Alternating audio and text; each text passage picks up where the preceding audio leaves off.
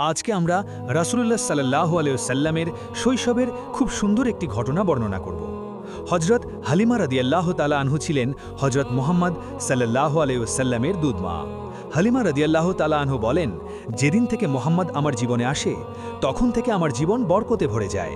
তিনি এতই বরকতময় ছিলেন যে তার নামও রেখেছিলাম বরকতময়। হালিমা রাদিয়াল্লাহু তাআলা আনহু বলেন, একবার খরা হয়েছিল, জীবজন্তুরা না খেয়ে মারা যাচ্ছিল, কিন্তু আমার বাচ্চারা যেখানেই ছাগল নিয়ে যেত সেই ছাগলগুলো ভরপেট খেয়ে আসত। এই অবস্থা দেখে গ্রামের মানুষ তাদের বাচ্চাদের বলতে লাগলো, হালিমার বাচ্চারা যেখানে ছাগল চড়ায় তোমরাও সেখানে যাবে। এরপর থেকে গ্রামের অন্যরাও হালিমার ছাগল যেখানে চড়াতে নিয়ে যেত সেখানেই তাদের ছাগল নিয়ে যেত। হালিমার ছাগল এবং গ্রামের অন্যান্য মানুষের ছাগল একসঙ্গে চড়ানো হতো।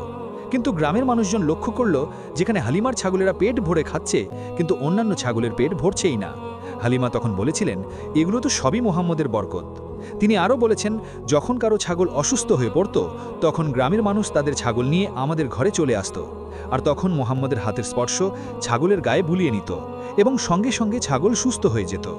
এছাড়াও গ্রামের কোনো বাচ্চা অসুস্থ হলেও মুহাম্মদের কাছে নিয়ে আসত। মুহাম্মদের নরম হাতের স্পর্শে বাচ্চারাও সুস্থ হয়ে যেত। একদিন হালিমার মেয়ে বললেন, মা, আমি মুহাম্মদকেও ছাগল চড়াতে নিয়ে যেতে চাই। তখন হালিমা বললেন, মুহাম্মদের এখন মাত্র ৩ বছর, বাইরে অনেক রোদ, মুহাম্মদের মায়াভরা মুখ রোদে পুড়ে যাবে, জঙ্গল দিয়ে হাঁটার সময় হিংস্র প্রাণীরা আক্রমণ করতে পারে, ওকে নিয়ে ছাগল চড়াতে যেও না। হালিমার মেয়ে বললেন, আমি যখন মুহাম্মদকে নিয়ে বের হই তখন আকাশের রোদ তখন মেঘে পরিণত হয়, আমাদের ছায়া দেয়, জঙ্গলের হিংস্র পশুরা মুহাম্মদের গালে চুনু খায়। শুধু এতটুকুই নয়, যখন আমি মুহাম্মদকে নিয়ে বের হই তখন আমার কাজগুলোও সহজ হয়ে যায়। যখন হালিমার মেয়ে অনেক জোর করতে লাগলো তখন হালিমা মুহাম্মদকে তার সঙ্গে ছাগল চড়াতে যেতে অনুমতি দিলেন। এইভাবে কয়েকদিন যাওয়ার পর হালিমা তিনি মুহাম্মদকে বললেন, তুমি আর ছাগল চড়াতে যেও না, আমি তোমাকে অনেক মহাব্বত করি, তুমি আমার কাছ থেকে দূরে গেলে আমি খুবই চিন্তায় থাকি। এরপর একদিন হালিমার মেয়ে কাঁদতে কাঁদতে বাসায় ফিরলেন। হালিমা কান্নার কারণ জানতে চাইলে মেয়ে বলে, তাদের একটি ছাগল শিয়াল ধরে নিয়ে গেছে। এই কথা শুনে হালিমাও কান্না করে দেয়। শিশু মোহাম্মদ তখন মায়ের চোখে পানি দেখে সে বলে, আমি এক্ষুনি তোমার ছাগল শিয়ালের কাছ থেকে এনে দেব। মা হালিমা তাকে যেতে না বলে, কিন্তু মুহাম্মদুর রাসূলুল্লাহ সাল্লাল্লাহু আলাইহি ওয়াসাল্লামের কোমল মনে মায়ের কান্না সহ্য হচ্ছিল না। সে জঙ্গলে যায় এবং গিয়ে সকল পশুকে ডেকে বলে, আমার মায়ের ছাগল কে নিয়েছে?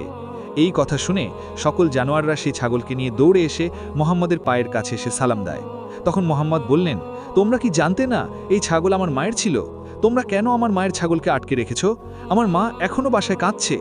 উত্তরে সব জানোয়াররা বলল, হে নবী মুহাম্মদ, আপনি কয়েকদিন ছাগল চড়াতে এসেছিলেন, তখন আমরা আপনাকে লুকিয়ে লুকিয়ে দেখতাম, কিন্তু এখন আপনি আর আসেন না, তাই আমরা আপনাকে দেখার জন্য ছাগলটাকে আটকে রেখেছিলাম। জানোয়াররা বলতে লাগলো, আপনার জন্য আমাদের জীবন কুরবান হয়ে যাক, আপনাকে দেখার নিছক বাহানা ছিল এই ছাগল ধরা। আমাদের দয়ার নবীকে জঙ্গলের পশু পাখিরাও তাকে দেখার জন্য আকুল হয়ে থাকত।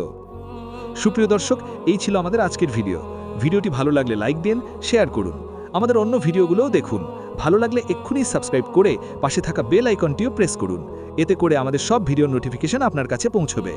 এখনকার মতো বিদায় নিচ্ছি, দেখা হবে নতুন কোনো গল্পে।